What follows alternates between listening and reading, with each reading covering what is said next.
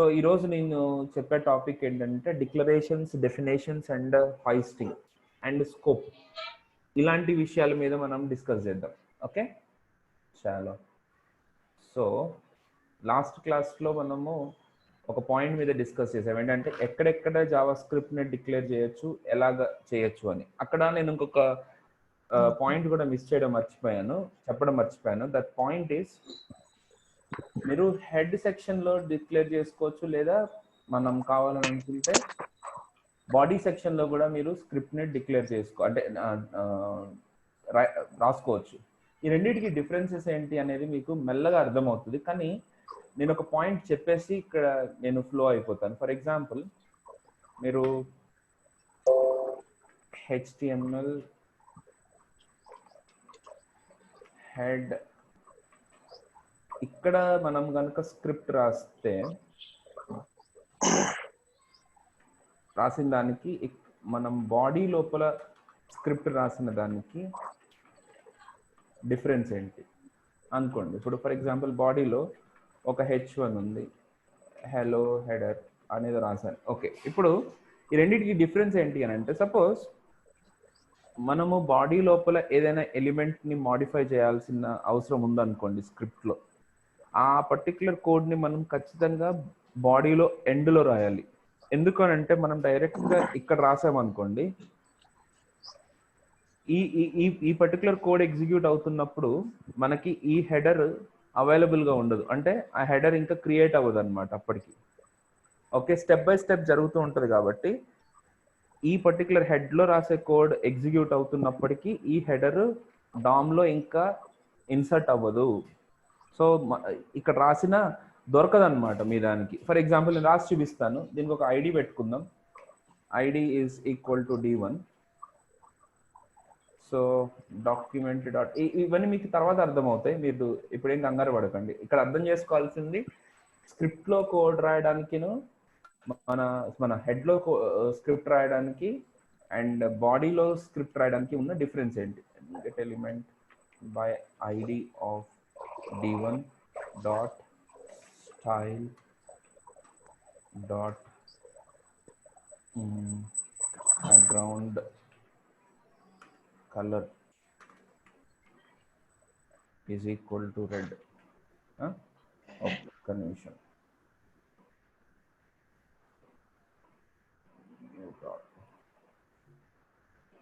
Right. So ఇప్పుడు నేను ఇలా రాశాను. సో నా ఉద్దేశం ఏంటంటే, ఈ H1 background colour, hello header అనే H1 బ్యాక్గ్రౌండ్ కలర్ మనకి రెడ్ కలర్లో రావాలి అనేది నా నీడ్ అనమాట. సో దాన్ని నేను ఎలాగ అవుట్పుట్ చూస్తానంటే, డైరెక్ట్గా I try to open it in the browser. నేను డైరెక్ట్గా ఓపెన్ చేస్తున్నాను, ఇప్పుడు సర్వర్ని స్టార్ట్ చేయలేదు. ఓకే, ఇక్కడ ఏమైందో చూడండి. ఈ హెలో హెడర్ అంటే ఈ H1 back side background colour red అవ్వలేదు. ఎందుకు అవ్వలేదు అని అంటే, that is very simple reason. మీరు ఈ లైన్ ఎగ్జిక్యూట్ అవుతున్నప్పటికీ it is unable to identify where is D1 and what is D1. అదే ఇప్పుడు నేను ఇక్కడ ఇదే కోడ్ని నేను ఇక్కడ రాశాను అనుకోండి, అంటే అన్ని ఎలిమెంట్స్ లోడ్ అయిపోయిన తర్వాత నేను రాశాను అనుకోండి, అప్పుడు ఎలాగా అవుట్పుట్ వస్తుందో చూడండి. సో ఇప్పుడు రెడ్ కలర్ అప్లై అయింది బ్యాక్గ్రౌండ్ కలర్లో. సో మీరు అర్థం చేసుకోవాల్సింది ఏంటి, స్క్రిప్ట్ బాడీ తర్వాత కనుక రాస్తే, అంటే బాడీలో ఉన్న ఎలిమెంట్స్ అన్నిటి తర్వాత కనుక రాస్తే, బాడీ తర్వాత అంటే మీరు ఈ బాడీ తర్వాత అంటే ఇక్కడ రాసారు, అక్కడ కాదు, బాడీ లోపలే అట్ ద ఎండ్లో కనుక రాస్తే ఏంటంటే, మొత్తం అన్నీ లోడ్ అయిన తర్వాత, అంటే అన్ని ఎలిమెంట్స్ లోడ్ అయిపోయిన తర్వాత మనకి ఎగ్జిక్యూట్ అవుతుంది. So that it can apply the code properly. అయితే దీనికి రకరకాల సొల్యూషన్స్ ఉన్నాయి. లేదండి నేను హెడ్లోనే రాస్తాను అని అంటే, మనము ఆన్ లోడ్ అని, డాక్యుమెంట్ బాడీ ఆన్ లోడ్, తర్వాత on ready document dot ready అని, ఇలాంటి కొన్ని ఈవెంట్స్ లోపల కనుక మనము హ్యాండిల్ చేస్తే బాగానే ఉంటుంది. But that is another way. But better to write your logic at the end of the body. Okay, so మీకు మెల్లగా అర్థమవుతుంది. It's over the period. DOM గురించి చెప్పినప్పుడు ఇంకా బెటర్గా అర్థమవుతుంది. But there is a difference between writing the code in head section and body section. Sir problem ఏంటంటే sir, ఒక ఎర్రర్ అనేది ఒక 10,000 వేస్లో రావచ్చు. ఎందుకు ఆ ఎర్రర్ వచ్చింది అనేది మనకి తెలియదు కదా. సో మీరు వెతుక్కునేటప్పుడు, లేకపోతే మీరు అసలే మనకు ఉండే ఇంట్రెస్టే 10 నిమిషాలు ఉంటుంది. ఈ 10 నిమిషాల లోపల మనకి ఎర్రర్ అర్థం కావాలి ఫస్ట్ ఆఫ్ ఆల్, లేకపోతే ఆ ఇంట్రెస్ట్ మొత్తం పోతుంది. అందుకనే నేను ఇవన్నీ చెప్తున్నాను. ఇక్కడ చూడండి, ఎర్రర్ కనపడింది, కన్సోల్లో ఎర్రర్ కనపడుతుంది, uncaught type error, cannot read property style of null. అంటే దాని మీనింగ్ ఏంటి? ఈ స్టైల్ అని అన్నది దిస్ ఈస్ కెనాట్ రీడ్, ఈ మొత్తం అవుట్పుట్ నల్ అని ఇస్తుంది అనమాట. ఎందుకు నల్ అని ఇస్తుంది అని అంటే, it is trying to get that element but it is unable to get it and it returns null. ఇది నల్ రిటర్న్ చేస్తుంది కాబట్టి నల్కి స్టైల్ అప్లై చేయడం ఏంటో అర్థం కాలేదు, అందుకనే ఎర్రర్ ఇచ్చింది. Cannot read property style of null అని చెప్తుంది అనమాట. సో ఈ ఎర్రర్ ఎలా వస్తుంది? సపోజ్ అదే అడుగుతాడు, I have to tell you this point. ఇప్పుడు నన్ను ఇంటర్వ్యూ చేసినప్పుడు నన్ను ఎన్ని క్వశ్చన్స్ అడుగుతారు చెప్పండి. ఇప్పుడు సపోజ్ నేను కూడా ఇంటర్వ్యూస్కి వెళ్తూ ఉంటాను, నన్ను ఎన్ని క్వశ్చన్స్ అడుగుతారు? యాక్చువల్గా నన్ను మ్యాక్సిమం 4, మ్యాక్సిమం లేదా 5 అంతే, అంతకు మించి క్వశ్చన్స్ అడగరు. ఎందుకు అని అంటే వాళ్ళకి నన్ను మొత్తం అడిగే టైం ఇవ్వను నేను వాళ్ళని. ఇది ఇప్పుడు కాదు, నేను సెకండ్ ఇంటర్వ్యూ, థర్డ్ ఇంటర్వ్యూ నుంచే నేను ఈ పర్టిక్యులర్ ప్లాన్ ఆఫ్ యాక్షన్ చేస్తున్నాను. ఫస్ట్ క్వశ్చన్ ఎలాగో బేసిక్స్ మీద ఉంటుంది, ఆ బేసిక్స్ని చెప్పేటప్పుడే నేను ఫుల్గా చెప్పేస్తాను. ఇప్పుడు ఫర్ ఎగ్జాంపుల్ ఇదే క్వశ్చన్ ఉందనుకోండి, what is the difference between defining the style in head section and body section, ఈ రెండిట్లో డిఫరెన్స్ ఏంటి అని అడిగాడు, సచ్చాడాడు. ఎందుకు? దాని గురించి మొత్తం చదివాను నేను. ఏమని చదివానంటే, హెడ్ సెక్షన్లో డిఫైన్ చేస్తే మనకి ఎలిమెంట్స్ అనేవి అప్పుడు లోడ్ అవ్వవు కాబట్టి మనము బాడీ లాస్ట్లో రాయాల్సి ఉంటుంది. అదే మనకి ఏదైనా లైబ్రరీ ఫంక్షన్స్ అయితే హెడ్ సెక్షన్లో రాసుకోవాల్సి ఉంటుంది, లైబ్రరీస్ అయితే హెడ్ సెక్షన్లో రాసుకోవాల్సి ఉంటుంది. ఎందుకనంటే మనకి HTML లోడ్ అవ్వక ముందే ఏదైనా ఒక పనిని చేసుకోవాలంటే అక్కడ రాయాల్సి ఉంటుంది. తర్వాత ఒకవేళ హెడ్ సెక్షన్లో రాస్తే కనుక మనకి ఆ ఎలిమెంట్స్ ఐడెంటిఫై కాకపోతే మనకి టైప్ ఎర్రర్ అని వస్తుంది. దాంట్లో cannot read property style of నల్గా ఐడెంటిఫై చేస్తుంది. తర్వాత దీన్ని వేరే లైబ్రరీస్లో ఎట్లా హ్యాండిల్ చేస్తారు అని అంటే, రెడీ అని, డాక్యుమెంట్ డాట్ ఆన్ లోడ్ అని, ఆన్ రెడీ అని, ఇలాంటి ఈవెంట్స్లో హ్యాండిల్ చేస్తారని మొత్తం కుండలి అంతా చెప్పాలి మనం వాళ్ళకి. కుండలి అంటే ఐ మీన్ మొత్తం జాతకం అంతా చెప్పేయాలి వాళ్ళకి. చెప్పేస్తే అప్పుడు వాళ్ళకి ఎక్కువ క్వశ్చన్స్ అడిగే అవకాశం ఉండదు అనమాట. నేను చూపిస్తాను, ఎర్రర్స్ గురించి మాట్లాడాలి, దాని అవుట్పుట్ గురించి మాట్లాడాలి, అంతేగాని వాట్ ఈస్ ద డిఫరెన్స్ అనగానే డాక్యుమెంట్ విల్ నాట్ ఫౌండ్, అంతే అయిపోయింది. అక్కడికి మనం అక్కడికి ఆపేస్తాం. అట్లా ఆపకుండా ప్లీజ్ కంటిన్యూ ద ఆన్సర్, మీకు వచ్చినవి అన్నీ చెప్తూ ఉండండి. Okay, that's it.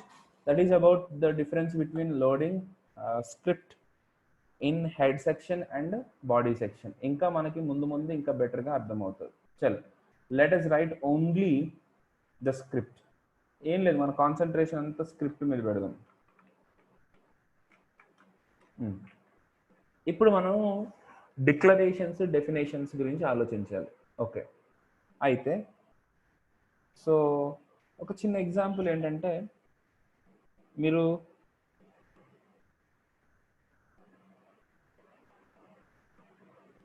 దోశలు వేసుకోవాలనుకోండి, పిండి ప్రిపేర్ చేయాలి కదా. పిండి ప్రిపేర్ చేయాలంటే మనకి ముందు పిండి ఎలా ప్రిపేర్ చేస్తారు? I just want to know, పిండిని ఎలా ప్రిపేర్ చేస్తారు? ఏం లేస్తారు? ఆ ప్యాకెట్లో పోయి నీళ్ళు వేస్తాం అంతే అంటారా? కాదు, ప్యాకెట్లో నీళ్ళు వేయరు. ఏదైతే మన మినుములు ఉంటాయో అవి తీసుకుని మనము ఒక బౌల్లో వేసుకుంటాం. ఎన్ని కావాలో అన్ని మనం ఒక బౌల్లో వేసుకుంటాం. సరే, ఆ దోశలు ఎంత ఇంపార్టెంట్, ఆ బౌల్ కూడా అంతే ఇంపార్టెంట్. నిజం. అదే సిచ్యువేషన్ యాక్చువల్గా ప్రోగ్రామింగ్లో కూడా ఉంటుంది. So to perform anything on the computer మనము కొంత మెమరీని రిజర్వ్ చేసి పెట్టుకోవాలి. ఇప్పుడు చూడండి, మళ్ళీ నేను దోశలకు వెళ్తున్నాను.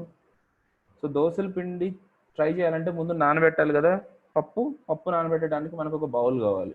బౌల్ వచ్చింది. తర్వాత దీన్ని తీసుకెళ్ళి ఏం చేస్తాము, గ్రైండర్లో వేస్తాం. That is called as processing.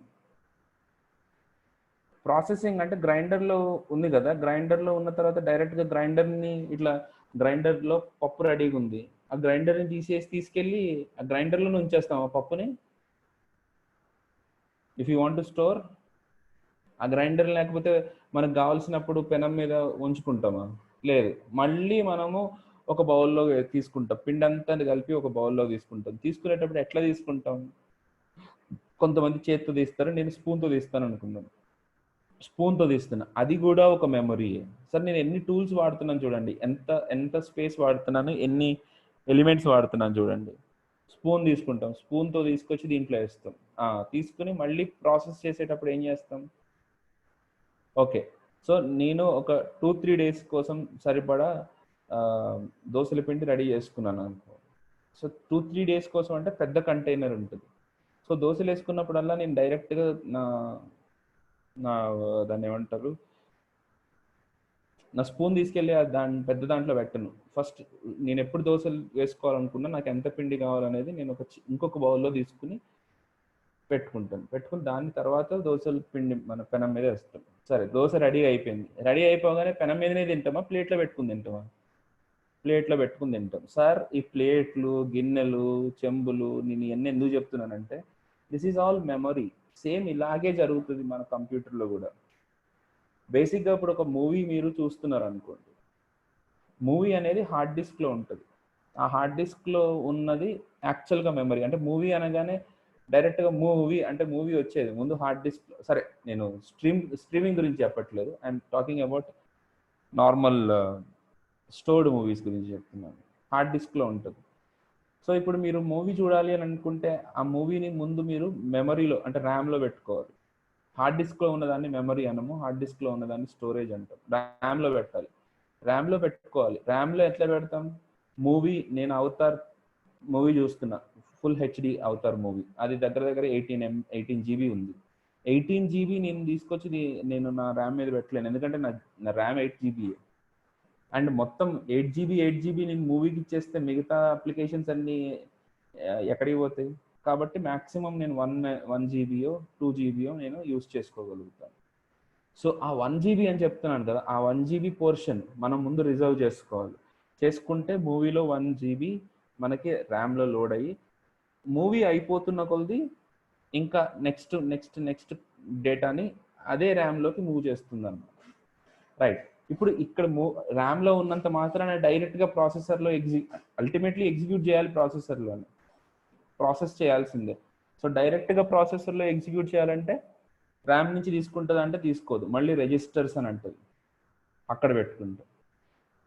Right, అక్కడ అల్టిమేట్గా ఎగ్జిక్యూట్ అయ్యి మనకి అవుట్పుట్ స్క్రీన్ మీద కనపడుతుంది. ఓకే, ఇదంతా ప్రాసెస్ అంతా చెప్తున్నాను కదా. సో మీ అప్లికేషన్ ఒక ఫ్లిప్కార్ట్ ఉందనుకోండి, ఫ్లిప్కార్ట్ అనే అప్లికేషన్లో బాగున్నాయి. ఒకసారి ఈ లక్కీగా ఫ్లిప్కార్ట్ వచ్చేసింది నాకు. స్టార్ట్ చేశారు కదా delivery. Nice. Okay, so Flipkart అనేది ఒకటి వచ్చింది. ఈ ఫ్లిప్కార్ట్ని తీసుకుని, అబ్బా ఎందుకు, వాట్స్ రాంగ్?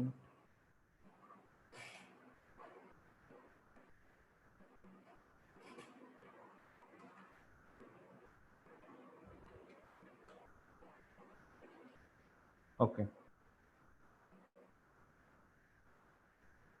సో ఈ ఫ్లిప్కార్ట్ ఈ ప్రోడక్ట్స్ ఉన్నాయి. ఈ ప్రోడక్ట్స్ నేను ఏం చేయాలంటే యాడ్ టు కార్ట్ అని అంటారు. చూడండి, ఒక్కొక్క ప్రోడక్ట్ని నేను కార్ట్లోకి యాడ్ చేస్తున్నాను. యాడ్ చేయగానే అంటే ఆ ప్రోడక్ట్ని నేను ఒక మెమరీలో పెట్టుకోవాలి. ఆ మెమరీ, ఇప్పుడు నేను ఏ ప్రోడక్ట్స్ని అయితే యాడ్ చేస్తున్నానో ఆ ప్రోడక్ట్స్ అన్ని మెమరీలోకి వెళ్ళాలి కదా. సో టెంపరీగా, సో ఫైనల్ ఇలా మెమరీలోకి వెళ్ళడానికి మనకి బేసిక్గా మనం ముందు మెమరీని క్రియేట్ చేసుకోవాలి. క్రియేట్ చేయాలి అని అంటే yes, you need something called variable. Okay, so ఇదే పెద్ద పని మనకి. ఈ వేరియబుల్స్ అనే వాటిని అర్థం చేసుకోవడమే మన జీవితం. సో ఎవరైతే కెరియర్ స్టార్ట్ చేస్తున్నారో వాళ్ళందరికీ చెప్తున్నా, మనకి నేను చెప్పాను కదా ఇందాక, దోశ అంటే దోశ అంటే మీరు జస్ట్ కాల్ చేసిన తర్వాత మాత్రమే తినడం గురించి ఆలోచించకండి. దోశ అంటే దాని ప్రిపరేషన్ కూడా ఆలోచించండి. ఒకవేళ మీరు దోశ తినడంలో పెద్ద ఆలోచించకపోయినా పర్లేదు, కానీ డెవలపర్స్ మాత్రం ఓవరాల్గా పిక్చర్ మొత్తం ఆలోచించాలి. ఇప్పుడు నేను ఈ కార్ట్కి సంబంధించిన డేటాను మెయింటైన్ చేయాలనుకోండి, ఎలా మెయింటైన్ చేస్తాను? ఒక వేరియబుల్లో మెయింటైన్ చేస్తానా, అరేలో మెయింటైన్ చేస్తానా, ఆబ్జెక్ట్లో మెయింటైన్ చేస్తానా, అరే ఆఫ్ ఆబ్జెక్ట్స్లో మెయింటైన్ చేస్తానా, దాన్ని జేసన్ అంటారా, దాన్ని XML అంటారా, డేటాబేస్ అంటారా?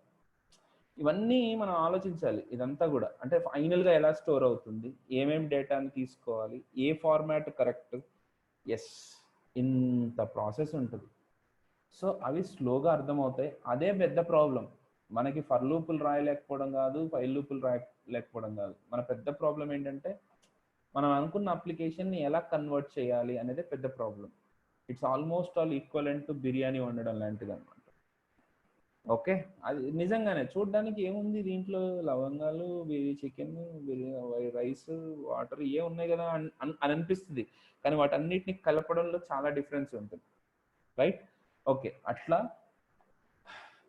ఓకే అలా మనం ఏదైనా వర్క్ చేసే ముందు ఆ డేటాని మనము స్టోర్ చేసుకోవడానికి మనకు ఒక ప్లేస్ కావాలి, మెమరీ కావాలి.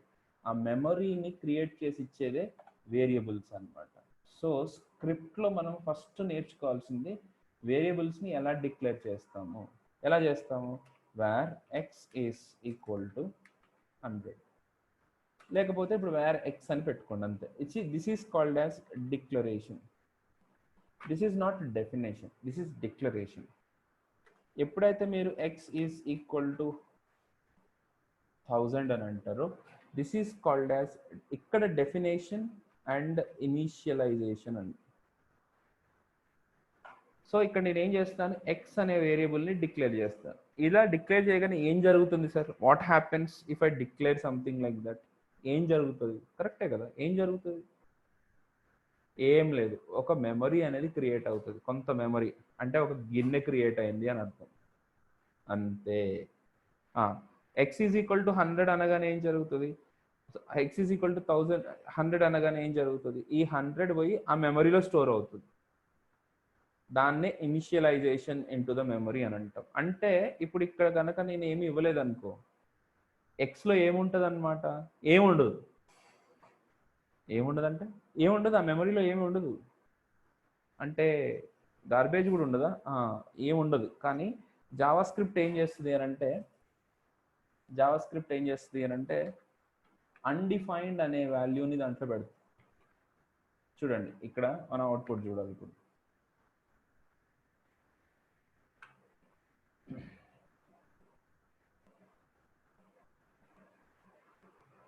ఇక్కడ కన్సోల్లో ఇక్కడ చూడండి ఏం అవుట్పుట్ వచ్చింది నాకు?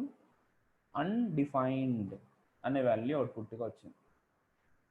సో నేను ఏమి వాల్యూ ఇవ్వకపోతే that will be stored as undefined. ఎందుకు? అదే కదా, డిఫైన్ చేయలేదు కదా దీన్ని ఇంకా ఏం డిఫైన్ చేయలేదు కాబట్టి this is saying it as undefined. Suppose console.log of y అని అంటాను. ఇక్కడ ఏమొస్తుంది? ఇవన్నీ డిఫరెంట్ క్వశ్చన్స్, మిమ్మల్ని అడిగే క్వశ్చన్స్ అన్నీ ఇలాగే ఉంటాయి. సపోజ్ నేను అసలు డిక్లేర్ చేయలేదు, ఏమి డిక్లేర్ చేయకుండా నేను console.log of y అని అంటే నాకు అవుట్పుట్ ఏమొచ్చింది? Yes, it says that not defined అని ఉంటుంది. ఇది ఎర్రర్గా వస్తుంది అన్నమాట. what is output I got? y is not defined. Okay, అసలు ఎర్రర్ వస్తుందని తెలుసుకోవడం ఫస్ట్ స్టెప్ అయితే, ఏం ఎర్రర్ వస్తుందని తెలుసుకోవడం సెకండ్ స్టెప్ అయితే, ఆ ఎర్రర్ టైప్ ఏంటి అని తెలుసుకోవడం థర్డ్ స్టెప్. Reference error. ఏ టైప్ ఆఫ్ ఎర్రర్ వచ్చింది? Reference error. అసలు దీన్ని డిక్లేర్ చేయకపోతే వచ్చే ఎర్రర్ రెఫరెన్స్ ఎర్రర్ అన్నమాట. y is not defined అని. Okay, so hope you understood what is declaration. ఎలా డిక్లేర్ చేస్తాం? వేర్ అనే కీవర్డ్ యూజ్ చేసి డిక్లేర్ చేస్తాం. కొత్త వర్షన్ ఆఫ్ ద జావా స్క్రిప్ట్లో లెట్ అండ్ కాన్స్ట్ అనే రెండు కొత్త పేర్లు వచ్చినాయి, కానీ నేను అవి జావా స్క్రిప్ట్ అయిపోయిన తర్వాత ES6లోనే చెప్తాను, ఇప్పుడు చెప్పండి. ఓకే, వేర్ ఎక్స్ అనేది declaration part, console.log of x. Okay, next x is equal to 100 అని అంటే దీన్ని ఇనిషియలైజేషన్ అనడం వరకు ఓకే, చాలా మంది యాక్సెప్ట్ చేస్తారు. ఇనిషియల్ వాల్యూని నేను ఎక్స్కి ఇస్తున్నాను కాబట్టి దీన్ని ఇనిషియలైజేషన్ అంటాం, దట్ ఈస్ గుడ్. కానీ దాన్ని డెఫినేషన్ అని ఎందుకు అని అంటున్నాము అని అంటే, మోస్ట్ ఆఫ్ ద పీపుల్ మీరు సి లాంగ్వేజ్ అనే దాన్ని కొద్దో గొప్ప టచ్ అయినా చేసి ఉంటారని అనుకుంటున్నాను నేను. అయితే ఈ సి లాంగ్వేజ్లో మనకి ఇంటీజర్ అని, ఫ్లోట్ అని, క్యార్ అని కొన్ని డేటా టైప్స్ ఉండేవి మనకి, కరెక్ట్. కానీ జావా స్క్రిప్ట్లో అలాంటి డేటా టైప్స్ ఏమీ ఉండవు. మీరు ఏ వాల్యూ అసైన్ చేస్తే ఆ వాల్యూని డైరెక్ట్గా తీసేసుకుని ఆ వాల్యూ డేటా ఏదైతే వాల్యూ ఇచ్చారో ఆ వాల్యూ ఏ టైప్ అయితే ఆ టైప్నే ఎక్స్లో టైప్గా కన్సిడర్ చేసుకుంటుంది. సో దీన్నే మనము డైనమిక్ టైపింగ్ అని అంటాం. భలే ఉంది కదా సార్ ఇది. మరి అట్లాంటప్పుడు మనం సి లాంగ్వేజ్లో కూడా ఇట్లాంటిది ఇంప్లిమెంట్ చేస్తే బాగుండేది కదా సార్ అనే థాట్లోకి రాకండి.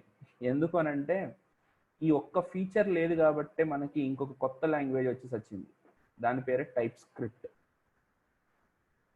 ఏంటి, టైప్స్ని ఇంట్రడ్యూస్ చేయడం, డేటా టైప్స్ని ఇంట్రడ్యూస్ చేయడానికి ఒక కొత్త లాంగ్వేజ్ వచ్చిందా? అవునండి, ఆమా, కొత్త లాంగ్వేజ్ వచ్చిందంటారు. ఎస్, కొత్త లాంగ్వేజ్ వచ్చింది. యా, ఏంటి అంత పెద్ద టైప్స్ని డిఫైన్ చేస్తే ఏంటి, చేయకపోతే ఏంటంటే ఎస్. మరి ఇక్కడ వరకు ఓకే, కానీ పెద్ద పెద్ద అప్లికేషన్స్కి వచ్చేసరికి టైప్స్ మనకి వ్యాలిడేట్ అవ్వాలి. మనం ఏదైతే టైప్ని మనం అనుకుంటున్నామో ఆ టైప్ డేటా రావాలి, కానీ వేరే టైప్ డేటా వచ్చినా మన కంప్యూటర్ ప్రోగ్రామ్ యాక్సెప్ట్ చేయకూడదు కదా. అందుకనే మనం ఖచ్చితంగా టైప్స్ని కూడా మెన్షన్ చేయాలి అని టైప్ స్క్రిప్ట్లో చెప్తున్నాను. ఓకే, అది ఎనీవేస్ మనము యాంగులర్ నేర్చుకునే వాళ్ళకి ఆ టైప్ స్క్రిప్ట్ చెప్తాను. యాంగులర్ లేని వాళ్ళకి ఏంటంటే టైప్ స్క్రిప్ట్తో కాకుండా వేరే వే ఆఫ్ ఎక్స్ప్రెషన్స్ ఉన్నాయి, that is called as types అని, ప్రోటోటైప్స్ అని చెప్పేసి. దాంతో నేను ప్రాప్ టైప్స్ అని చెప్పేసి ఆ ప్రాప్ టైప్స్ తోటి నేను చూపిస్తాను. So don't worry about it. But ఇక్కడ ఏంటంటే డేటా టైప్ ఏమవుతుంది దీనిది, ఇప్పుడు ఎక్స్ అనేది ఉంది, ఎక్స్కి 100 ఇస్తే దాని డేటా టైప్ ఏమవుతుంది, డేటా టైప్ వచ్చేసి నంబర్ అవుతుంది. ఓకే, ఒకసారి చూద్దాం ఎలాగా ఐడెంటిఫై చేయొచ్చు అని. ఎలా ఐడెంటిఫై చేయొచ్చు అని అంటే console.log of type of x అని అంటాం అన్నమాట. టైప్ ఆఫ్ ఎక్స్ అని అనగానే ఏమవుతుంది, ఇక్కడ చూడండి, ఇట్ గివ్స్ మీ నంబర్. అయితే ఇది టైప్ ఆఫ్ అనేది ఒక ఆపరేటర్, దాంట్లో కనుక నేను ఎక్స్ని పంపిస్తే it gives you the data type. కొంతమంది ఇలా కూడా రాస్తారు, టైప్ ఆఫ్ స్పేస్ ఎక్స్ అని కూడా రాస్తారు. సో దాన్ని కూడా యూజ్ చేసుకోవచ్చు మీరు, తప్పేం లేదు. నెక్స్ట్ సార్, నేనేం చెప్పాను, డైనమిక్ టైపింగ్ అని చెప్పాను. Java script follows dynamic typing. So X is equal to 100 అని అన్నానంటే నెక్స్ట్ వేరే వాల్యూ అసైన్ అయ్యేదాకా ఎక్స్ డేటా టైప్ ఏమవుతుంది అని అంటే నెంబర్ అవుతుంది. తర్వాత X is equal to Praveen అన్నాను అనుకోండి, మరి ఎక్స్ డేటా టైప్ ఏమవుతుంది, ఇప్పుడు ఏమవుతుంది,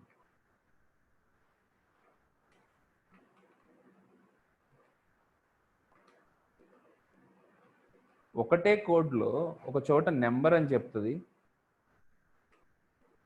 ఇంకొక చోట స్ట్రింగ్ అని కూడా చెప్తుంది. అంటే లైన్ నెంబర్ 7 వరకు, లైన్ నెంబర్ 7లో the data type of X is a number, line number 10లోకి వచ్చేసరికి the data type of the X is a string. So మనము ఒకటే ప్రోగ్రాంలో ఒక వేరియబుల్కి డిఫరెంట్ డేటాను, డిఫరెంట్ డేటా టైప్ని కూడా మనము అసైన్ చేయవచ్చు. This is, I call it as dynamic typing. Okay, so once you understood that, మీ అందరి దగ్గర ఒక క్యూరియాసిటీ ఉండొచ్చు, ఏంటది అంటే అసలు ఎన్ని రకాల టైప్స్ ఉన్నాయి, what are the different types of data, అసలు డేటా టైప్స్ ఉన్నాయా, ఎన్ని ఉన్నాయి అని అంటే, యా, మనం డేటా టైప్స్ని డిక్లేర్ చేయము, కానీ జావా స్క్రిప్ట్లో డేటా టైప్స్ ఉంటాయి. ఏమి రకాల డేటా టైప్స్ ఉన్నాయి? యా, పాయింట్ నెంబర్ 1 అదే. ఏంటవి? Number, string, Boolean, null, undefined. ఇవి డేటా టైప్స్ అన్నమాట. ఈ డేటా టైప్స్ని మనం ఏమనొచ్చు అని అంటే ప్రిమిటివ్ డేటా టైప్స్. సార్, నేను ఈ వర్డ్స్ చెప్పడం అనేది చాలాసార్లు చెప్తాను మీకు. ప్రిమిటివ్ డేటా టైప్స్ ఎందుకనంటే మెమరీ అసైన్మెంట్లో డిఫరెన్సెస్ ఉంటాయి, రెఫరెన్సెస్లో డిఫరెన్సెస్ ఉంటాయి. ఓకే, సో మీరు వర్రీ అవ్వకండి. ఓవర్ ద పీరియడ్ మన జర్నీలో నేను మళ్ళీ ఈ డేటా టైప్స్ గురించి మళ్ళీ నేను ఇంకొకసారి మీతో మాట్లాడాల్సిన సిచ్యువేషన్ వస్తుంది. ఓకే, కాకపోతే టూ మెనీ థింగ్స్ ఒకటేసారి చెప్తే మీకు ఏది మైండ్లోకి వెళ్ళదన్న ఉద్దేశంతో నేను ఎక్కువ చెప్పట్లేదు. But these are the primitive data types. ఏంటి ప్రిమిటివ్ డేటా టైప్స్ అని అంటే ఎప్పుడైనా గుర్తుపెట్టుకోండి, ప్రిమిటివ్ అని అంటే మీనింగ్ ఏంటంటే ప్రైమరీ. ప్రైమరీ అంటే ఫండమెంటల్ థింగ్స్ అన్నమాట అవి. అంటే ఇప్పుడు ఫర్ ఎగ్జాంపుల్ మీరు డైమండ్లో ఏముంటుంది? కార్బన్ ఉంటుంది. పెన్సిల్లో ఏముంటుంది? పెన్సిల్లో కాదులే, పోనీ కోల్లో ఏముంటుంది? కార్బనే ఉంటుంది. Okay, so the primitive element of diamond and carbon are the same. Primitive element of diamond and carbon are the same, right? ఇప్పుడు ఏసీ కండెన్సర్స్లో ఏముంటుంది? ప్రిమిటివ్ కాపర్ ఉంటుంది లేదా అల్యూమినియం ఉంటుంది. అంతేగాని ఐరన్తో చేయడేవాడు.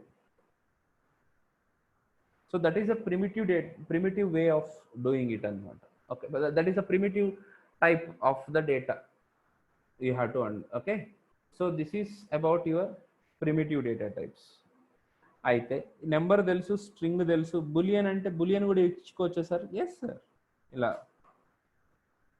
X is equal to false, console.log of type of x కనుక చూస్తే it gives you boolean now. మరి అన్డిఫైన్డ్ అనే డేటా టైప్ ఎప్పుడు వస్తుంది? అసలు ఏమీ డిఫైన్ చేయకపోతే. సపోజ్ ఇప్పుడు ఇక్కడ నేను అంటే ఆల్రెడీ వాల్యూ అసైన్ చేసేసాను కాబట్టి ఇప్పుడు నేను ఇలా అన్నా కూడా కుదరదు. ఎక్స్ ఈజ్ ఈక్వల్ టు ఇలాగ ఎంటీగా పెట్టేశాను అనుకోండి, అప్పుడు ఏమవుతుంది? This is an empty string. This is called as empty string. So if I write down console.log of type of x, it shows a string. Double quotes పెట్టినంత మాత్రాన ఇది నల్గా అయిపోదు అన్నమాట, right? So if I say x is equal to null, console.log of type of x అని అంటే what do we get? ఇక్కడ null అనే వాల్యూ ఇచ్చినా కూడా టైప్ ఆఫ్ ఎక్స్ని నల్గా తీసుకోదు. It will be treated as object అనే తీసుకుంటుంది. ఏంటి సార్ దీని రీజన్స్ అన్నీ అంటే మెల్లగా తెలుస్తాయి, ఇప్పుడు కంగారు పడకండి. మరి ఎప్పుడు నల్ వాల్యూ వస్తుంది అని అంటే ఎస్, ఎస్పెషల్లీ మీరు DOM elements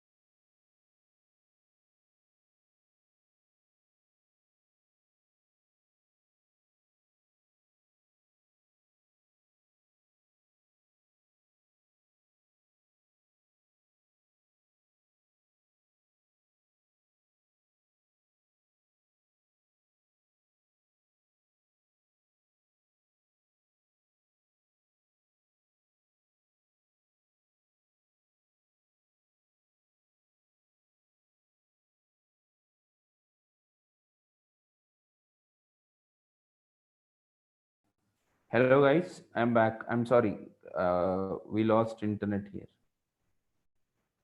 Yeah. Chandi, can you hear me again?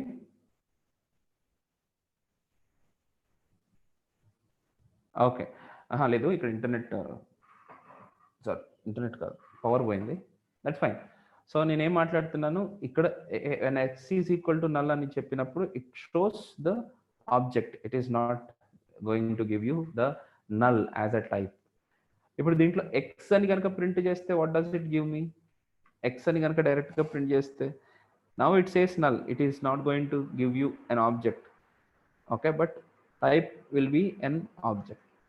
Suppose ade kaakunda x is equal to undefined annanu anukondi, console.log of x ante tidutadi idi etla kada. Undefined can be accessed directly, it is considered as okay fine, considered as a data, undefined data. Console.log of type of x. Now ఇక్కడ data type ఏం define ఏమని చెప్తుంది? Data type undefined అనే data type గా చెప్తుంది. So if x is directly assigned to undefined, then the data type of the x will be undefined. అలాగే కాకుండా ఇక్కడ కూడా మనకు అన్డిఫైన్డ్ అనే వచ్చింది, అంటే దాంట్లో ఏం వాల్యూ ఇవ్వనప్పుడు కూడా అన్డిఫైన్డ్ వచ్చింది. And console.log of type of X అని అంటే కూడా ఇక్కడ కూడా నాకు అన్డిఫైన్డ్ అనే వస్తుంది. ఎయిదర్ దీంట్లో ఏ వాల్యూ ఇవ్వకపోయినా, డిక్లేర్ చేసిన వెంటనే ఏ వాల్యూ ఇవ్వకపోయినా, అండ్ ఎక్స్లోకి ఏదైనా ఎక్స్లోన అన్డిఫైన్డ్ అనే వాల్యూ కనుక పెట్టినా కూడా పెట్టిన మనకి దాని వాల్యూ వచ్చేసి అన్డిఫైన్డ్ అని వస్తుంది, దాని టైప్ వచ్చేసి అన్డిఫైన్డ్ అని వస్తుంది. Sir this is a very very important point. మీరు ఒక్కొక్కసారి ఒక వేరియబుల్ లోపల అన్డిఫైన్డ్ అని వాల్యూ పెట్టాల్సి వస్తుంది, కానీ చాలామంది ఏం చేస్తారు అని అంటే ఇలా పెట్టేస్తారు. కానీ ఇలా పెట్టారంటే the data type of X is not undefined, the data type of X is equal to string. దీన్ని ఇలా వదిలేయలేరు మళ్ళీ. పోనీ ఇలా వదిలేద్దామా అని అంటే ఇలా వదలడానికి కుదరదు, అప్పుడు నల్ అవుతుంది దాంట్లో ఉన్న వాల్యూ. సపోజ్ ఇక్కడ అలా వదిలేసామో అంటే లేదు నల్ అవ్వలే, దీన్ని తీసుకుంటుంది. యా, దీని ఎంప్టీ స్ట్రింగ్ని తీసుకుంటుంది, అక్కడ నల్ అవ్వలేదు, అలా వదిలేయడానికి కుదరదు. కానీ దాన్ని అన్డిఫైన్ చేయాలంటే ఎలా చేయొచ్చు అని అంటే you have to assign undefined over here. ఇలాగా మనం ఒక అన్డిఫైన్డ్ వాల్యూని ఒక వేరియబుల్కి పంపించవచ్చు, దాని టైప్ అప్పుడు అన్డిఫైన్డ్ అవుతుంది. ఇవి రెండు కూడా నాకు అవసరం ఇన్ ద ఫ్యూచర్. ఓకే, అవి ఎలాగ వాడుకుంటారు అనేది మనం చూద్దాం. ఓవరాల్గా these are the primitive data types. అయితే కొంతమంది పాపం అడగొచ్చు నన్ను ఏమనంటే what is the maximum value, what is the minimum value, how many bytes of memory will be assigned, what is going to happen. ఇదంతా జావా స్క్రిప్ట్కి సంబంధం లేదు. మీరేమి 4 bytes ఆక్యుపై చేస్తుందా, 3 bytes ఆక్యుపై చేస్తుందా, ఇవన్నీ మీరు వర్రీ అవసరం లేదు. Java script take care of the memory by it's engine. దాని ఇంజిన్ని బేస్ చేసుకుని, అంటే ప్రతి బ్రౌజర్లో జావా స్క్రిప్ట్ ఇంజిన్ ఒకటి ఉంటుంది. మన క్రోమ్లో జావా స్క్రిప్ట్ ఇంజిన్ వచ్చేసి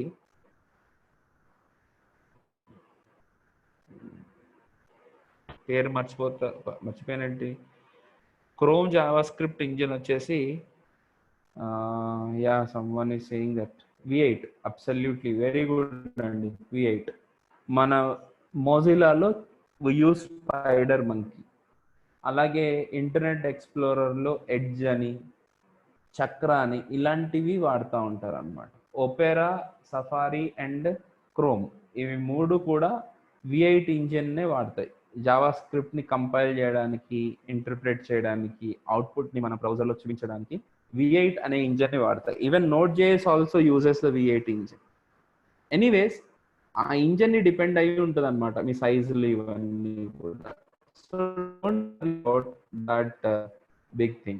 Okay, so overall these are the data types what do we have, and this is a dynamic typed language. Okay, this is about declaration and definition. అయితే ఇప్పుడు third point వచ్చేసరికి scope అనే విషయం మీద మనం discuss చేయాలి. So let me clear these all.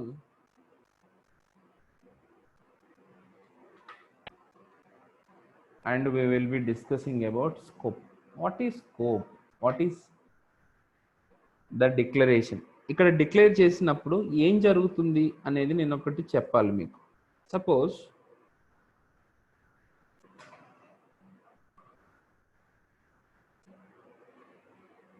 నేను ఇక్కడ console.log of x అని అన్నాను అనుకోండి, what is the output I'm getting? Undefined అని వస్తుంది కదా, రైట్. అదే console.log of y అని అంటే what do I get? It is saying error, not defined అనే ఎర్రర్ వస్తుంది, రైట్. అయితే అదే మన నాట్ డిఫైన్డ్ రెఫరెన్స్ ఎర్రర్ వస్తుంది. అయితే ఇప్పుడు వేరియబుల్స్కి ఒక విచిత్రమైన స్వభావం ఉంటుంది అనమాట. అదే నేను వేర్ వై అని కనుక నేను దీని తర్వాత సార్ ఇక్కడ నేను లైన్ నెంబర్ 5లో వేరియబుల్ని డిక్లేర్ చేశాను, కానీ దాన్ని ఎక్కడ యాక్సెస్ చేస్తున్నాను? వేరియబుల్ని ఎక్కడ యాక్సెస్ చేస్తున్నాను? లైన్ నెంబర్ 4లో యాక్సెస్ చేస్తున్నాను. ఇలాంటి సిచ్యువేషన్స్లో ఏమవుతుంది అని అంటే, ఒక పేజ్లో ఒక ప్రోగ్రాంలో వేరియబుల్ డిక్లరేషన్స్ ఎక్కడున్నా సరే వాటి మెమరీ అనేది మనకి కంపైలేషన్ టైంలోనే జరుగుతుంది. సార్ వేరియబుల్స్ ఎక్కడన్నా ఉండనియండి ప్రోగ్రాంలో, కంపైలేషన్ టైంలోనే దీనికి మెమరీ అనేది అలర్ట్ అయిపోతుంది. ఈ ప్రాసెస్నే మనం ఏమంటాము అని అంటే హాయిస్టింగ్ అని అంటాం. What is this called as hoisting. దాన్ని కొద్దిగా సింప్లిఫైడ్గా చెప్పడానికి ట్రై చేసి దాని మీనింగ్నే మార్చేస్తున్నాయి కొన్ని వెబ్సైట్లు. ఆ పాయింట్ నేను మీకు చూపించాలి. ముందు విషయం ఏంటంటే, జావా స్క్రిప్ట్ కోడ్ మీకు ఏమవుతుంది, 2 ఫేజ్లు ఉంటాయని చెప్పాను మీకు ఇంతకుముందు లాస్ట్ క్లాస్లోనే చెప్పాను. ఒక ఫేజ్ ఏంటి? కంపైలేషన్, తర్వాత ఎగ్జిక్యూషన్. సో కంపైలేషన్ జరుగుతున్నప్పుడే మీ ప్రోగ్రామ్ అంతా స్కాన్ అవుతుంది, ప్రోగ్రామ్ అంతా రీడ్ చేయడం జరుగుతుంది. ఆ రీడ్ చేస్తున్నప్పుడే వేరియబుల్ డిక్లరేషన్స్ ఎక్కడున్నా సరే వాటన్నిటిని తీసి బయట డిక్లేర్ చేసేసి ఉంచేస్తుంది, అంటే ముందే మెమరీ అసైన్ చేసేస్తుంది. కానీ కొంతమంది ఏం చేస్తున్నారంటే, ఈ పూర్తి ఇప్పుడు ఒకసారి నేను డెఫినేషన్ చూపిస్తాను, హాయిస్టింగ్ అనే డెఫినేషన్ చూపిస్తాను. హాయిస్టింగ్ అనే డెఫినేషన్లో ఎలా ఉందో చూడండి ఒకసారి. ఓపిక చేసుకోవాలి సార్, డీటెయిలింగ్ వెళ్ళినప్పుడు చాలా ఓపిక చేసుకోవాలి మనం. Conceptually, for example, a strict definition of hoisting suggests that variable and function declarations are physically moved to the top of your code. Hello. Strict definition of hoisting suggests that variable and function declarations are physically moved to the top of your code అని రాశాడు ఇక్కడ కదా, కానీ immediate లైన్లో ఏమో చూడండి, but this is not the fact what happens. ఇది చదవరు చాలామంది బ్లాగర్స్. అంటే ఇది కాదనమాట జరిగేది. ఏం జరుగుతుంది? Instead the variable and function declarations are put in to the memory during the compilation phase. Variable and function declarations are put into memory during compilation phase, but stays exactly where they type. Yeah, కొద్దిగా first time చూసినప్పుడు కొద్దిగా ఇబ్బంది ఉంటుంది, but చూడండి variable declarations అనేవి మెమరీలో ఎప్పుడు పెట్టేస్తాయి? Compilation ఫేజ్లోనే memory అనేది అసైన్ అయిపోతుంది. కాబట్టి అసలు ఇప్పుడు అన్నిటికీ వచ్చిన రీజన్ ఏంటంటే, కాబట్టి ఇప్పుడు నేను ఎగ్జిక్యూట్ చేస్తే నాకు వై వాల్యూ కూడా అన్డిఫైన్డ్ అనే వస్తుంది, ఈవెన్ దో వైని నేను తర్వాత డిక్లేర్ చేసినా సరే. లైన్ల వైజ్ అయితే ఫిఫ్త్ లైన్లో నేను డిఫైన్ చేశాను వై అని, కానీ దానికంటే ముందు యాక్సెస్ చేయాలని ట్రై చేస్తే it is not saying not defined, it says నా అన్డిఫైన్డ్. ఎందుకు అన్డిఫైన్డ్ అని చెప్తుంది అని అంటే ఈ డిక్లరేషన్స్ అన్నిటికీ మెమరీ అనేది ముందే అసైన్ అయిపోతుంది అనమాట. అంటే console dot log of y అని అనగానే ఈ పర్టికులర్ ఎగ్జిక్యూషన్ కి వై ఉందని తెలుసా లేదా, ఉందని తెలుసా తెలీదా? తెలుసు, ఎందుకంటే మెమరీలో ఉంది కదా ఆల్రెడీ వై అని, రైట్. సో ఇక్కడ వరకు బాగానే ఉంది. సపోజ్ ఇప్పుడు వైకి కనుక నేను 99 అనే వాల్యూ ఇచ్చాను అనుకోండి, ఇక్కడ ఏం డిస్ప్లే అవుతుంది అని అంటే 99 డిస్ప్లే అవ్వదు, అన్డిఫైన్డ్ అనే డిస్ప్లే అవుతుంది. ఎందుకు అని అంటే ఈ డెఫినేషన్ని జాగ్రత్తగా చదవాలి. Variable declarations are put in to the memory during the compilation phase. డిక్లరేషన్సే, హలో ఈ వర్డ్ వినాలేదు మీరు, ఆ వర్డ్ని మిస్ చేసేస్తాం మనం. Declaration, variable declarations are put in to the memory, not the definitions or initialisations. Initialisations, definitions ఇవన్నీ ఎక్కడున్నాయో అక్కడి నుంచే స్టార్ట్ అవుతాయి. అంటే ఇప్పుడు నేను ఇక్కడ వాల్యూ అయితే నాకు ఎలాగో రాదు, ఎందుకంటే అది ఇనిషియలైజేషన్ అనేది ఇనిషియలైజేషన్ ఎగ్జిక్యూషన్ అయిన తర్వాతనే జరుగుతుంది, రైట్. రెండోది డెఫినేషన్, అంటే టైప్ ఆఫ్ వై అని చూసినా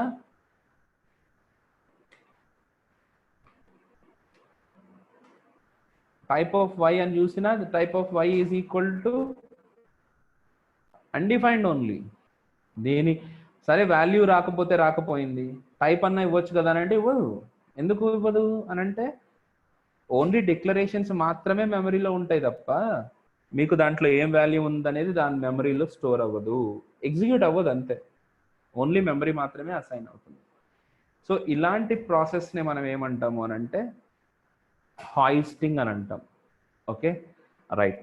సో ఇండివిజువల్గా అర్థం చేసుకోవడానికి హాయిస్టింగ్ అంటే మీనింగ్ ఇది. అదే మీరు హాయిస్టింగ్ని ఇక్కడ కాకుండా మీరు ఎక్కడ చదివినా సరే మీకు మైండ్ బ్లాక్. ఎందుకంటే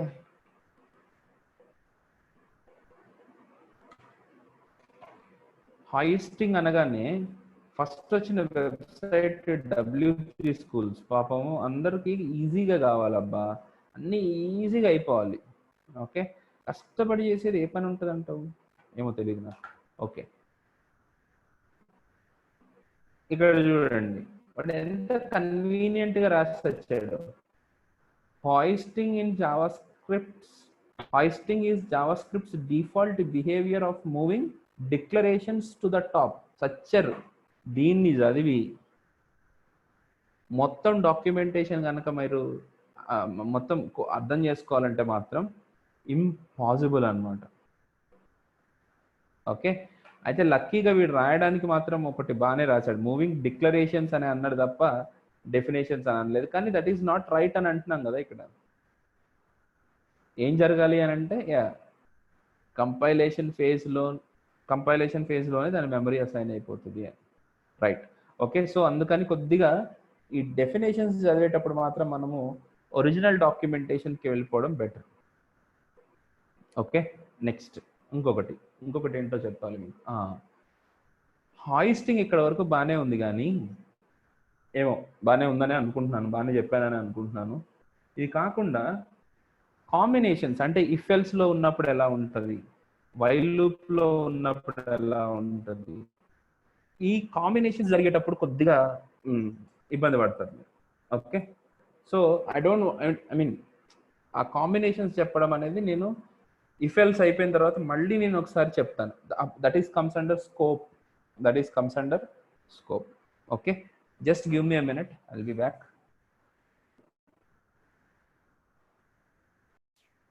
యా, సో ఓవరాల్గా మీకు హాయిస్టింగ్ అంటే ఏంటనేది మీద క్లారిటీ వచ్చి ఉండొచ్చు. నెక్స్ట్ నేను చూపించాలనుకునే నా ఫ్లోలో నేను చూపించాలనుకునే ఆపరేటర్స్. సో సార్ చాలామందికి ఎస్పెషలీ ప్రోగ్రామింగ్ బాగా తెలిసిన వాళ్ళకి లేకపోతే డెవలపర్స్ ఆల్రెడీ ఉన్న వాళ్ళకి ఈ టాపిక్ చాలా ఏందబ్బా దీని గురించి పెద్ద సోది అని అనుకుంటారు. కానీ కానీ ఎవరికైతే బిగినింగ్ స్టేజ్లో ఉన్నారో 90% of the people are actually struggling with operators అనేది నా ఒక సర్వే అనమాట. పాపం ఆపరేటర్స్ నిజానికి చెప్పాలంటే పాపం అని అనాలి.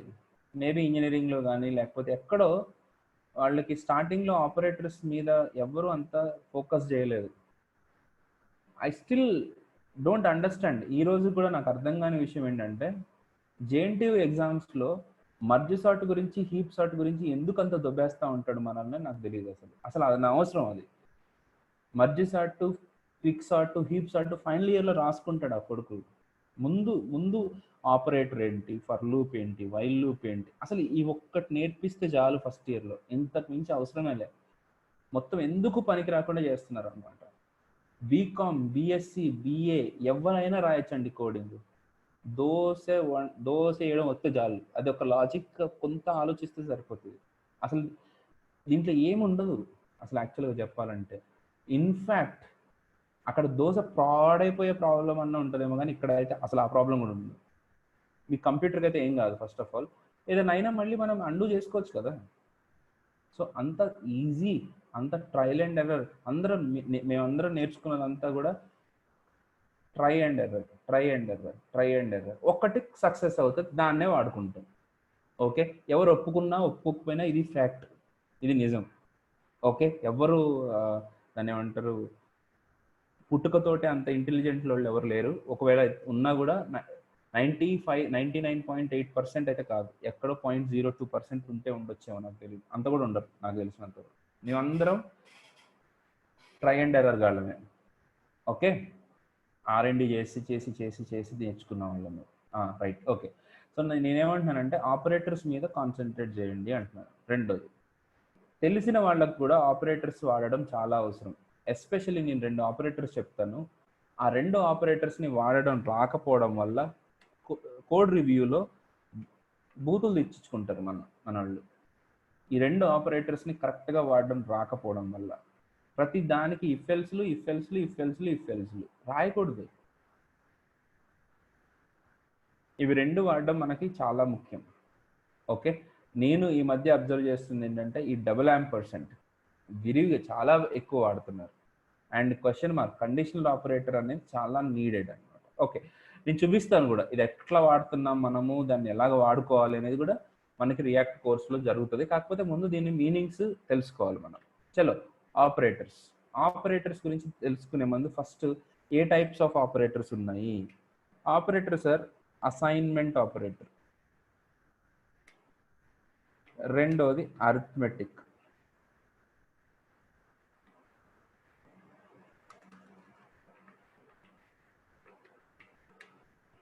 తర్వాత ఇంకొకటి రిలేషనల్ ఆపరేటర్, ఇంకా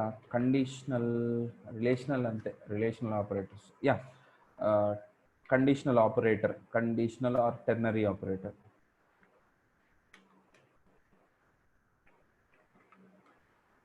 తర్వాత ఇంకొకటి వచ్చేసి ఇంకా లాజికల్ ఆపరేటర్స్,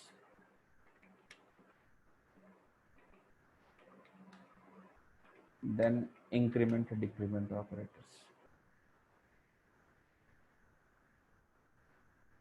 ఓకే, సో వీటిని గురించి మనం తెలుసుకుందాం. ఈ అసైన్మెంట్ ఆపరేటర్ అంటే ఏంటి? That is nothing but equal to లేదా plus equal to, minus equal to, ఇవి కూడా రాయడం రావాలి నిజంగా. x is equal to x plus 1 అని ఎక్కడ పెట్టినా సరే x plus is equal to 1 అని పెట్టాలి. కోడ్లో నెంబర్ ఆఫ్ క్యారెక్టర్స్ కూడా తగ్గించేసేయాలి. మీకు రివ్యూలో అదే అడుగుతూ ఉంటారు. Star equal to, divided by equal to, by equal to, ఇవన్నీ కూడా అసైన్మెంట్ ఆపరేటర్స్ అన్నమాట. సార్ మరి double equal to and triple equal to ఏంటంటే అవి relational operators, they are not assignment operators. కనపడడానికి మాత్రం మీకు ఈక్వల్ కనపడుతుంది కానీ అది అసైన్ చేయదు. సో అసైన్మెంట్ అంటే ఏంటి? ఇప్పుడు ఇక్కడ ఆల్రెడీ వాడేసాం మనం దాన్ని. where x ఈక్వల్ టు 100 అని అంటే ఏం జరుగుతుంది? What is x is equal to 100? 100లో ఉన్న వాల్యూ ఎక్స్ అనే వేరియబుల్ మెమొరీలో స్టోర్ అవుతుంది. నేను ఇందాకనే చెప్పాను మీకు, వేర్ ఎక్స్ అనగానే ఏం జరుగుతుంది, దానికి ఒక మెమొరీ క్రియేట్ అవుతుంది. మీరు మైండ్లో ఒక డబ్బా ఊహించుకోవాలి.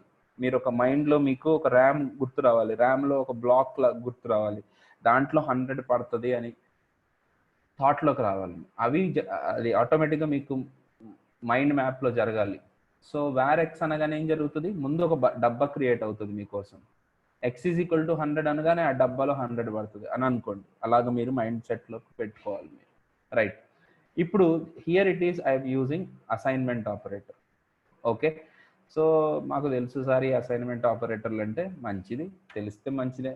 కానీ అదే చెప్తున్నాను కదా, మనకి ఏదైనా ఎగ్జామ్ పెట్టేటప్పుడు మొత్తం అన్నీ పోతాయి. ఎందుకు పోతాయి అంటే అంత డీటెయిల్డ్గా తెలుసుకోకపోవడం వల్ల. సార్ ఇప్పుడు 100 ఈజ్ console.log of x అన్నాను అనుకోండి, what is the output I'm going to get?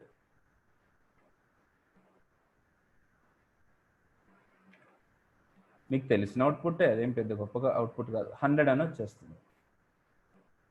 Very good. ఇప్పుడు Praveen is equal to x అని అన్నాను అనుకోండి, ఇప్పుడు ఏమవుతుంది, console.log of y. యా, అందరూ ఇన్వాల్వ్ కావండి, అందరూ రాయండి కోడ్, అందరూ నాకు చాట్లో పెట్టండి అవుట్పుట్.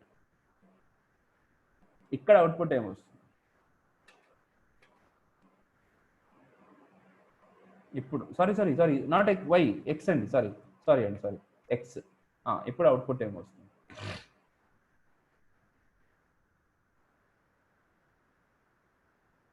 It says undefined 100.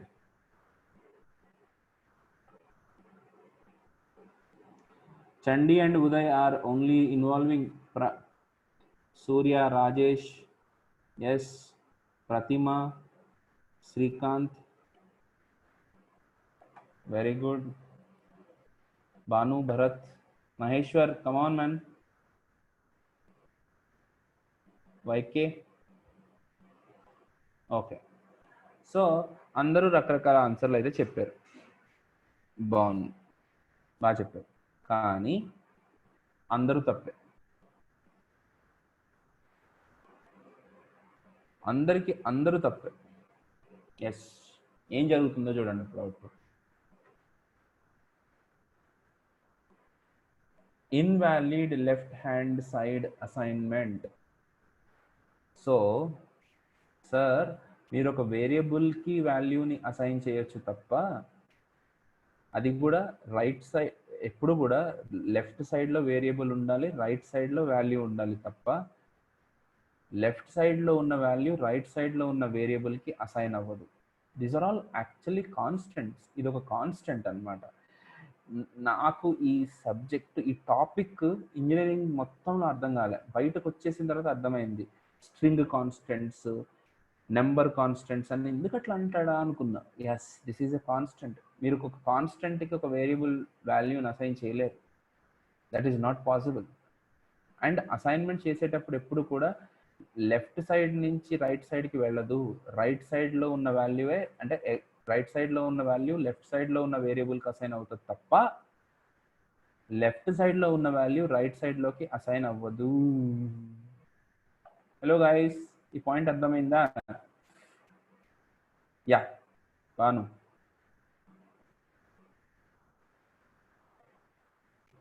చెప్పండి. బాను, వన్ సెకండ్ అన్మ్యూట్ చేశాను, అవుతుంది ఒక్క నిమిషం.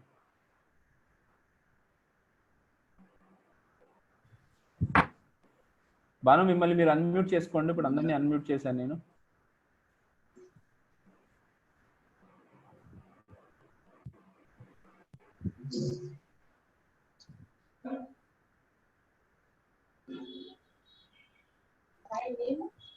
Sorry, sir. Nothing. Sorry for convenience.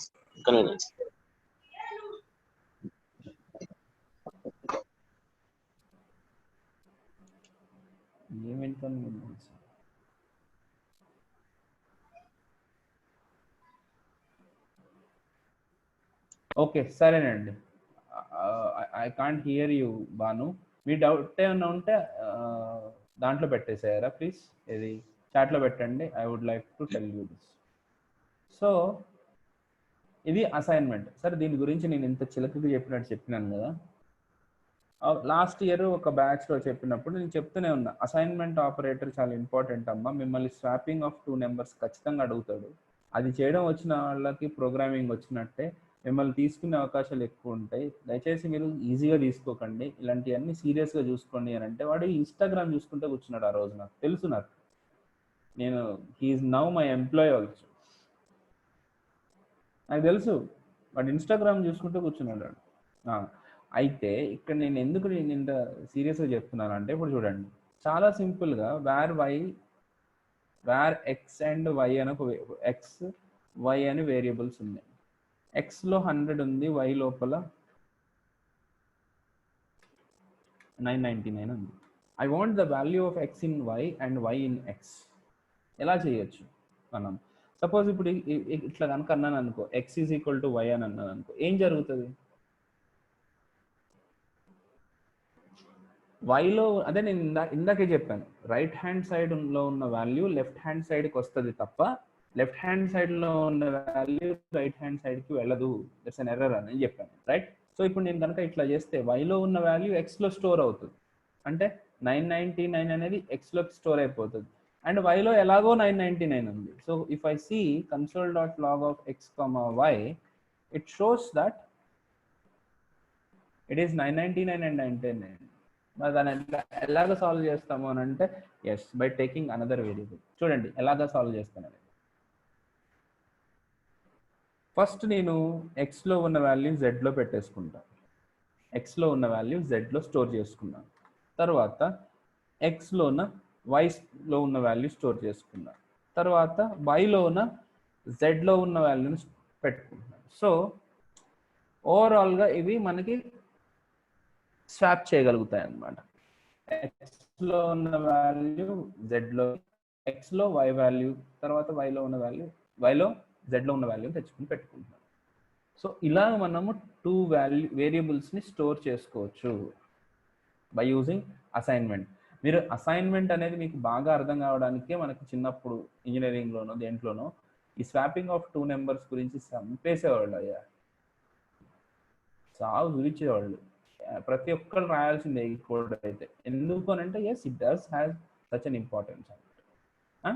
Right, ఇప్పుడు ఈ అసైన్మెంట్ ఆపరేటర్ అనేది అర్థమైన తర్వాత ఇంకా ఉన్నాయి, plus equal to minus equal to అనే ఆపరేటర్స్ కూడా ఉన్నాయి. వాటిని ఎలా అర్థం చేసుకోవచ్చు అని అంటే, హోప్ స్వాపింగ్ అర్థమైందని అనుకుంటున్నాను మీకు. వాటిని ఎట్లా అర్థం చేసుకోవచ్చు అని అంటే, X is equal to X plus 23 అని అనుకోండి. అప్పుడు ఏం జరుగుతుంది ఇది తెలియాలి మనకి. ఎక్స్ ఈజ్ ఈక్వల్ టు ఈ ఎక్స్ అని అంటే, సార్ ఇది వేరియబుల్ కదా అని అంటే, ఈ రైట్ సైడ్లో ఉన్నప్పుడు ఈ వేరియబుల్గా బిహేవ్ చేయకుండా ఈ వేరియబుల్లో ఉన్న వాల్యూని ఇక్కడ స్టోర్ చేస్తుంది. సో ఇక్కడ వేరియబుల్లో ఉన్న వాల్యూ ఎంత? 100. That 123 will be stored into x. So x value will be 123 and y value will be of course 999. Let us see. Right? దీన్ని మనము షార్ట్ హ్యాండ్లో కూడా రాసుకోవచ్చు అన్నమాట. ఎలా రాయొచ్చు అని అంటే, ఇక్కడ చూడండి, సేమ్ కోడ్ని ఎక్స్ ప్లస్ ఈక్వల్ టు 23 అన్నాను అనుకోండి. దాని మీనింగ్ ఏంటంటే same X is equal to X plus 23 అన్నట్టు అనమాట. X is equal to X plus 23. So same. So plus equal to అని అంటే దాని మీనింగ్ అట్లా మారుతుంది, సేమ్ అవుతుంది. బాగుంది కదా? So that is how you differentiate you can reduce the number of lines of code. Okay, right. ఇప్పుడు without using any third variable, is it possible to swap 2 numbers? ఎట్లా చేయొచ్చు అని అంటే, ఇక్కడ చూడండి, x is equal to x plus y అనండి. ఇప్పుడు x plus y అంటే అల్టిమేట్గా ఎక్స్లో ఏం వాల్యూ వస్తుంది? 100 plus 19, 100 plus 999. What is the value? 1099. And y లో it will be there 999. తర్వాత x is equal to x minus y.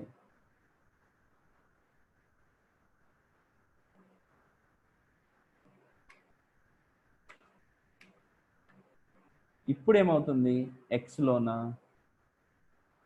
ఆహా రాదు కదా. x is equal to x minus y అని అంటే x లోకి మళ్ళీ 100 వస్తుంది. 1099 minus 999 gives you 100. So y is equal to x minus y అని పెట్టుకుందాం. అప్పుడు ఏమవుతుందో చూడండి, x లోపల 1099 ఉంటుంది, కానీ y లో మాత్రం చూడండి 1099 minus 999 ఎంత? That is 100. Next x is equal to x minus y అని అన్నాను, మళ్ళీ అదే స్టెప్. ఇప్పుడు ఏమవుతుంది?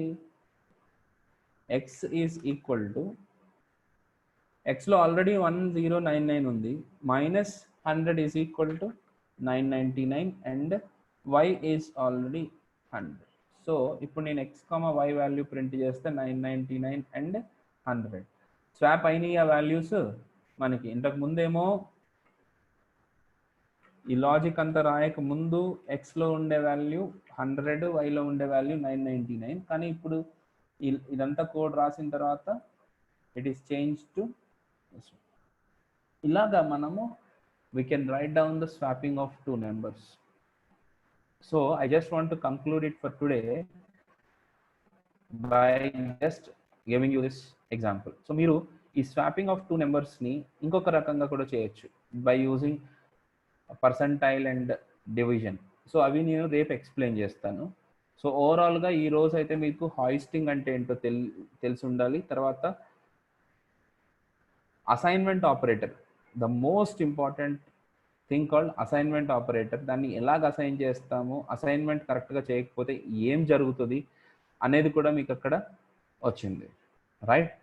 ఇంకొకటి మనకి ఎర్రర్ ఏమొచ్చిందో కూడా కావాలి సార్ నాకు. ఇప్పుడు నేను ఇలాగా 100 ఈజ్ ఈక్వల్ టు ఎక్స్ అని అన్నప్పుడు ఎర్రర్ ఏమొచ్చింది నాకు? సింటాక్స్ ఎర్రర్ వచ్చింది. సార్ ఎన్ని టైప్ ఆఫ్ ఎర్రర్స్ ఉంటాయి? మనకి 3 టైప్ ఆఫ్ ఎర్రర్స్ ఉంటాయి. వన్ ఈజ్ సింటాక్స్ ఎర్రర్, తర్వాత టైప్ ఎర్రర్, తర్వాత ఇంకొకటి రెఫరెన్స్ ఎర్రర్. ఈ 3 రకాల ఎర్రర్స్ ఉంటాయి మనకి జావా స్క్రిప్ట్లో. సో నేను మీరు ఇవి కూడా ఐడెంటిఫై చేసుకోవాలని చెప్తున్నాను. కనీసం మీకు తెలిసి ఉండాలి సింటాక్స్ ఎర్రర్స్ ఏ సిచ్యువేషన్స్లో వస్తాయి, టైప్ ఎర్రర్స్ ఏ సిచ్యువేషన్స్ వస్తాయి, రెఫరెన్స్ ఎర్రర్స్ ఏ సిచ్యువేషన్స్ వస్తాయి అని. అవి ఉన్నప్పుడు మనము ఇట్లాంటివన్నీ మనము చాలా చిన్న చిన్న విషయాలు కూడా చాలా డీటెయిల్డ్గా చెప్పినప్పుడు మీ ప్యాకేజ్ 8 లక్షల నుంచి 10 లక్షలకి వెళ్తుంది. మీకు అంత డీటెయిలింగ్ ఉంటే, లేకపోతే it is as usual. Okay, ఆ 8 లక్షలు 4 లక్షలు కూడా రావచ్చు. So just that is the difference. మీకు ఎంత ఎక్స్పీరియన్స్ ఉన్నదనేది మీ డీటెయిలింగ్ని బట్టే మీరు ప్రొజెక్ట్ అవుతుంది. సో దాన్ని మీరు చాలా జాగ్రత్తగా ప్రొజెక్ట్ చేసుకోవాలి. Hope you understood my point. Yeah, so ఇవి కూడా ఐడెంటిఫై చేసుకుంటూ ఉండండి for a better work. So that's it for today. Please if any doubts please ask me now. Yeah, చెప్పండి సూర్య, శ్రీకిరణ్.